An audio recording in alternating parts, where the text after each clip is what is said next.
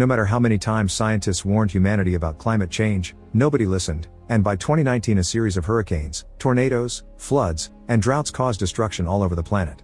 After losing several cities, world leaders came together led by the US, and they found a way to neutralize the storms with a net of thousands of satellites, each deploying countermeasures designed to impact the basic elements of weather.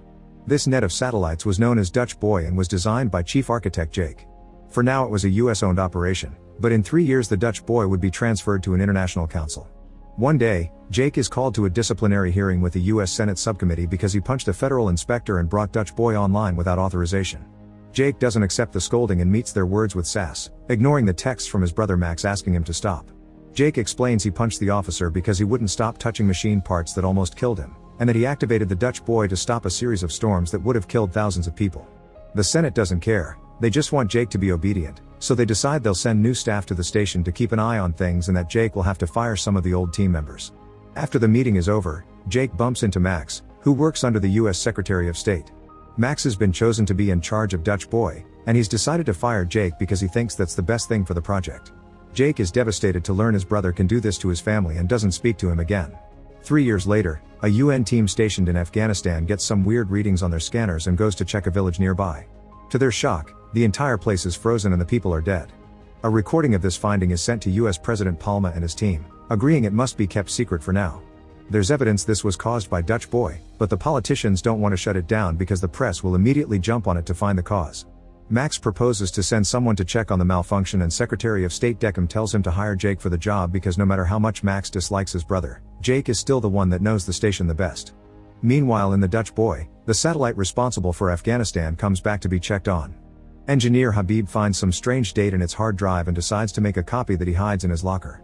Afterward he tries to go back to work, but when he steps into an empty room, suddenly the doors lock themselves around him and the windows break. Habib is expelled into space and dies instantly. The next day, Max visits Jake, who is living in Florida after his divorce, and gets his daughter Hannah 2 weekends a month. Jake doesn't want to see Max and tries to send him away, but Max tells him about Afghanistan and the airlock accident, asking him to rejoin the project. When Jake turns him down, Max changes his mind by pointing out that his invention is killing people. Later in the Hong Kong offices of the Pacific Climate Council, Long logs in the system and notices something weird about the incident in Afghanistan, so he tries to call Max to warn him only to be met by voicemail. Afterward he goes to the market to get some groceries, noticing how hot it is. In fact the heat is so bad that a cat is trying to stay inside the market fridge, and when Long accidentally drops his eggs, they fry on the pavement. Suddenly the ground starts shaking and Long notices fire whirls destroying the streets. He immediately escapes in his car, driving around all the panicking people and the constant crumbling of the buildings.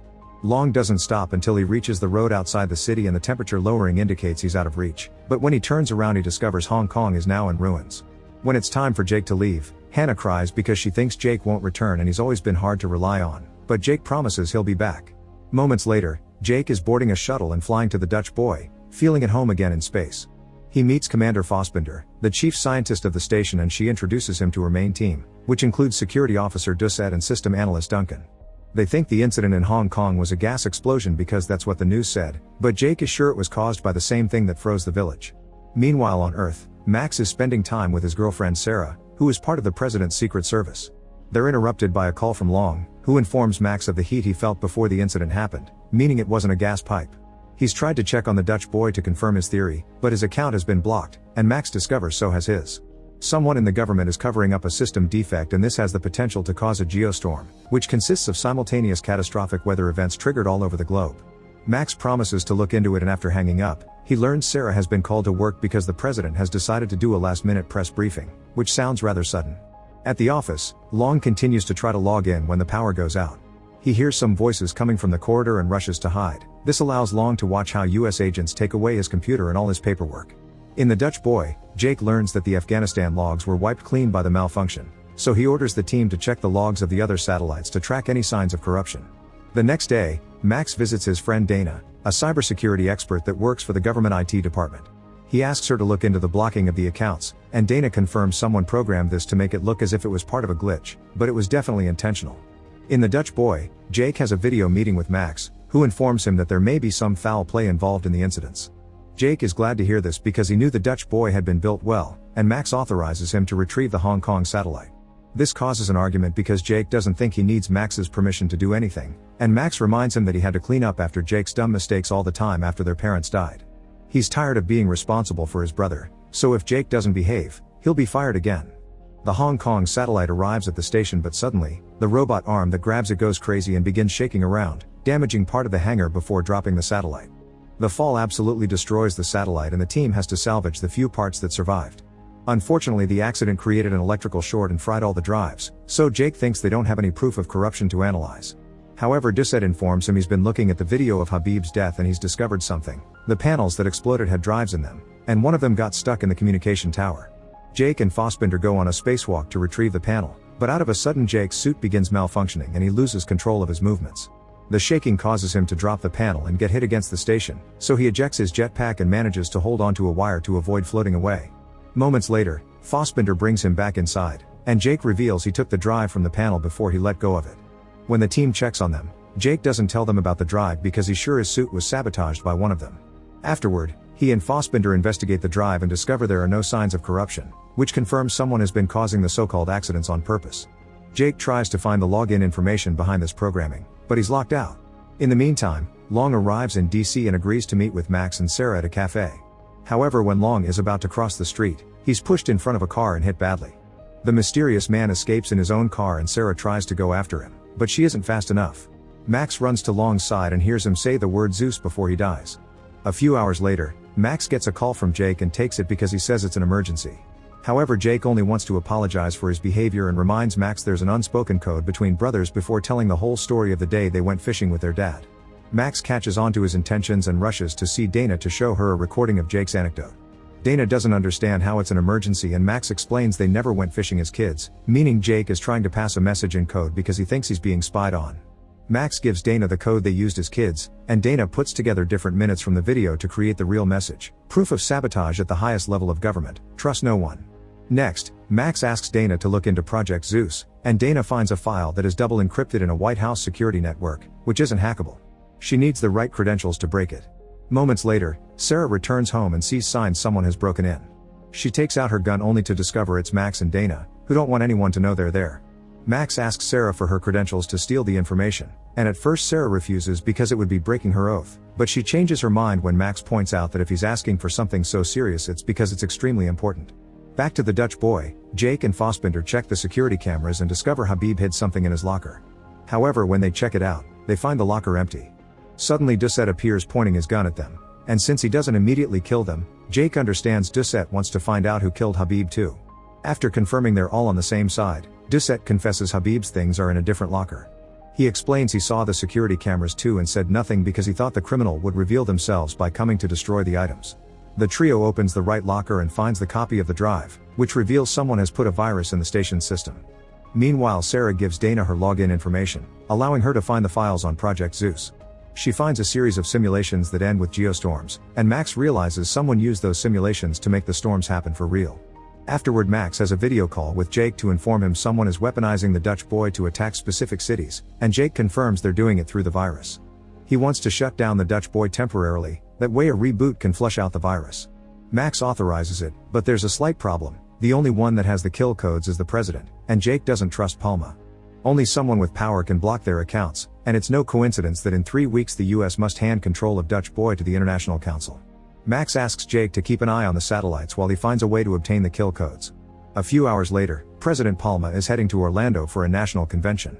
Max approaches Sarah in secret and convinces her the conspiracy is real, so she must help him steal the codes.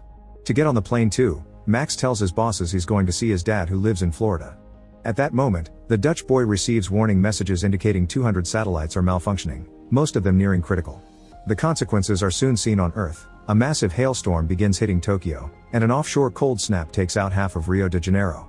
Since he still can't shut down the station, Jake decides to launch the spare satellites to replace the ones causing destruction all over the world. They manage to replace the one in Rio de Janeiro before the rest of the city comes down too, but at that moment another alert comes in. A geostorm is starting. On Earth, Max sees the news of the disaster and gets the alert on his tablet too, discovering the storm is coming to Florida next. Deckham approaches him to point out he knows Max's dad is dead and demands to know the truth. Max tells him the president is behind an incoming geostorm, but Deckham has bad news. They can't get the codes from Palma because the president himself is the code. They need his fingerprints and his eyes to activate the shutdown, so they have no choice but to try to reason with him. At that moment, the Dutch boy crew is shocked to discover the station has initiated the self-destruct sequence on its own. They try to override the command but they're locked out by the system, and Jake realizes the only one with the knowledge to do this is Duncan. As the station begins exploding one area at a time, Jake tells the crew to evacuate before going to confront Duncan. He finds him still on the computers and begins beating him up, but Duncan has a gun hidden under his desk and uses it to get Jake off him. Then Duncan admits he did put the virus in the system, and that he accepted the corrupt payment from the government because his software engineer's salary is laughable. He also confesses he wants to watch the world burn. Jake moves quickly to disarm Duncan and beat him up again, but Duncan retrieves the gun and in the struggle, he accidentally shoots at a window. Immediately Jake runs into another room and locks the door while Duncan is ejected into space. Back in Florida, Deckham takes Max into a special room saying they'll talk to the president there, but it's all a trap. It turns out Deckham is the actual bad guy and the president knows nothing, so he tries to shoot Max for knowing too much. Max manages to escape through a back door and meets with Sarah, letting her know that a storm will kill everyone here, meaning Deckham will get rid of all the presidential candidates in one go. He gave Max control of the Dutch boy and told him to hire Jake on purpose, thinking the brothers' constant fighting would stop them from seeing the truth. Their only solution is to kidnap the president, so Max goes to get a car ready while Sarah shoots in the air, pretending she saw someone in the public about to shoot Palma. Emergency protocols are put into place while Sarah and another bodyguard escort the president, but as soon as they're alone in a corridor, Sarah knocks out the bodyguard and makes Palma come with her to a self-driving car Max hijacked. While everyone in the station evacuates, the geostorm hits Earth. Tornadoes appear in Mumbai, a major heatwave strikes Moscow, and a mega tsunami slams into Dubai. A lightning storm hits Florida, and Max and Sarah manage to get the president out right before the stadium is destroyed. Deckham escapes just in time too and sends his men after Palma, who is being told the whole truth by Max. Sarah has to drive like crazy to dodge the lightning, the destroyed roads, and the shots coming from Deckham's men. There isn't much time left, so Sarah decides to drive backward to shoot at most of the men, then hits their car with hers. The car flips and explodes when it's hit by lightning. Nearby, Deckham gives his bodyguard a rocket launcher to shoot at the car with the president. The rocket hits its target and the car explodes, but suddenly Sarah appears behind Deckham and captures him. She used the self-driving system to make the car move and set up the trap for Deckham. Now the police are coming to arrest him. Deckham tries to tell Palma he did it to get rid of their enemies and that he doesn't see it as genocide, because science is just playing God anyway, and he thinks Jake would agree since he invented such a powerful machine in the first place. Hearing his brother getting insulted causes Max to punch Deckham. The news begins covering all the natural disasters and the lack of response from the Dutch boy, which worries Hannah. While the last shuttle leaves, Jake decides to stay in the station because the reboot must be done manually. Fassbinder tries to stay too, but Jake sends her away. Meanwhile, Palma is taken to the Kennedy Space Center and he immediately activates the kill codes. However, the self-destruct sequence can't be reversed, so the brothers have to say goodbye in tears. They reconcile after all these years, and Max promises to take care of Hannah. As the station continues to self-destruct, Jake runs to put on his astronaut suit and tries to reach the computer, but the door won't take his code. Fortunately, he's surprised to discover Fassbinder did stay behind and she knows an alternate way to leave. Together they reach the computer and manually do the rebooting. Fassbinder flushes out the virus while Jake shuts down the satellites, successfully stopping the geostorm. At that moment the room explodes, and Jake and Fassbinder are left floating outside. Jake watches his creation die and discovers there's a satellite left, so they let the explosion wave push them toward it. The duo manages to get inside, but then the station finishes destroying itself and NASA loses contact with them, thus they can't control the satellite to bring it back. A light suddenly appears on the screen forming a mayday pattern. It turns out the satellite was pushed away by the explosion, meaning Jack and Fassbinder are fine. One of the evacuation shuttles goes back to pick them up, and a few hours later, everyone is safely back on Earth. Max reunites with Jake and they have their first hug in years. 6 months later, Jake, Max, and Hannah go fishing and find it boring, finally understanding why the siblings' dad never took them in the first place. Jake will return to space in a week to build a new station and wants a last happy moment with his family, but he promises he'll be back.